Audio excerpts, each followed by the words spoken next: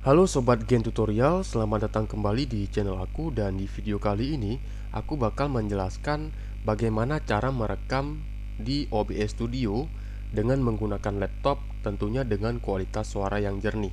Nah, seperti yang kalian dengarkan sekarang ini kualitas audio yang direkam dari OBS ini sangat buruk. Kenapa bisa seperti ini dan bagaimana cara mengatasinya? Di sini kita tidak menggunakan banyak trik, hanya saja ini sebuah pemahaman yang sangat berarti kalau kalian terapkan. Ternyata masalahnya ada di soal input daya. Karena di sini saya sedang melakukan charging, makanya suara yang dihasilkan itu sedikit mendenging karena ada proses charging yang sedang berlangsung. Kalian coba lihat di sini, sekarang proses mengisi daya sedang berlangsung dan coba saya cabut,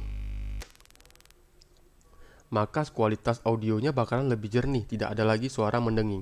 Dan sekarang bakal saya colokin lagi dan suaranya bakalan mendenging lagi. Nah, sekarang saya cabut lagi. Kalian lihat? Nah, suaranya bakalan jernih lagi. Jadi, kalau teman-teman ingin melakukan perekaman layar di laptop teman-teman, itu casnya dipastikan jangan dicolok terlebih dahulu, karena nanti bakalan ada suara mendenging seperti ini. Apalagi di laptop-laptop jadul yang suara kipasnya itu sampai kedengaran.